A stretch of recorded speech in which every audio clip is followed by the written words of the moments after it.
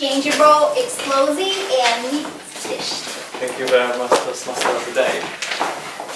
Good afternoon, fellow Toastmaster and guests. How are you today? Good. And do you feel hot in this tight room when you squeeze all yourself into a very dark, flimsy night? You feel cold?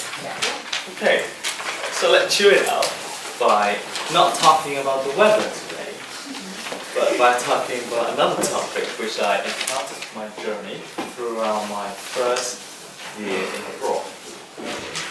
So to briefly go through it, I had firstly graduated from high school and then went on to the trip to which is far away from 6,330 miles from where I'm standing here.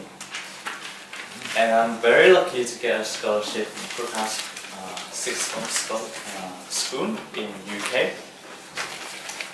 There's the first night back to my memory, and that's on the day 12th January 2014 at 5:55 AM in the morning.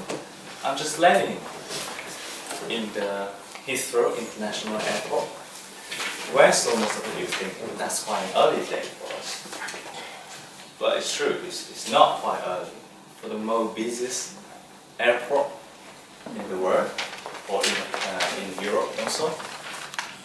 Speaking of that, my first encounter to the British people, not taking part of like flight attendants, the immigration office,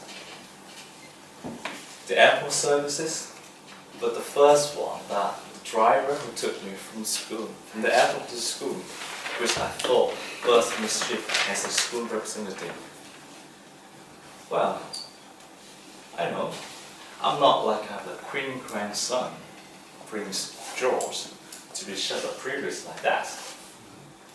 But for me, I think it's quite a true moment when you're coming out and see the guy very tall and just say a bit scary, because when I first said to him, "Hello, hi, my name is Viet. Are you a school representative from Crookhouse?" Because he's put on the side, I said, "Yeah, well, Chuff, nice to see you. Welcome to England, boy.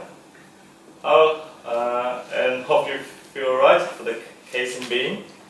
So that is the first interaction, to hear the British people who speak in English. Why? Because I'm so nervous. Something like that is back in my mind. I've been studying, been talking, just using similar phrases to talking to people. But that's not true in this case, because we do interaction with children. So on the way back to the car park, I feel dizzy, a bit lost and scared.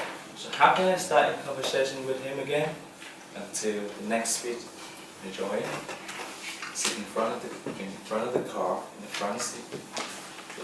But to be honest, that's the silly moment when I sit on the wrong side of the seat. Because British people, they drive on the left side, when the driver on the left, and the passengers on the right. I think it's the other way around. And breaking dust, he just started. I could not speak for a minute or so because I don't know how to start engaging with conversations. So he just quickly said, "Hey, it's a bit cold today. Cheer it up. You want me to turn on the heat?" I said, "Yes, why not? I'm really frozen here."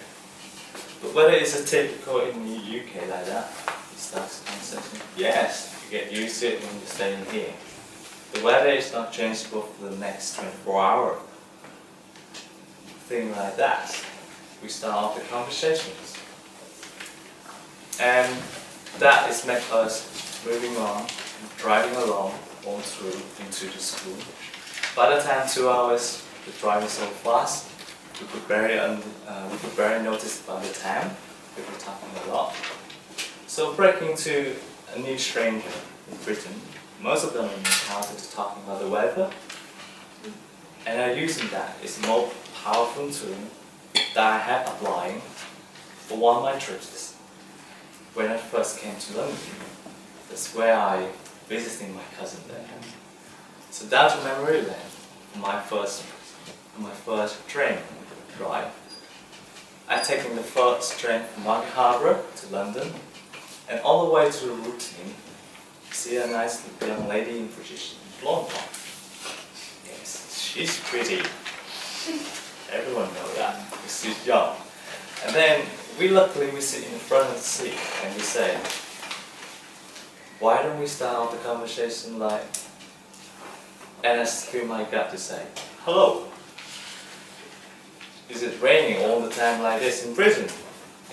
She said, oh yes, it's happened. But by the time you get off the train, maybe it's only a day. So I take my bold gut is to say, well, it's getting well with the girl in there, and whether we are charming or just about the breaking the code to talking about the weather. So, to my amazing, as it is our greeting and introduction sometimes feel very clumsy, uncomfortable, and illegible. But for the established French, there's sometimes not awkwardness to say, to do, or to do with your hand, whether a kiss or a hug. So let's say today that people all together in this room, that are cleansing and to be blended to do with a new stranger, especially for the Western people, to say hi, and then talking about weather as a breaking of ice. It's my first also personal experience. I truly find that it's an amazing thing. Thank you very much. Back to you, Toastmaster.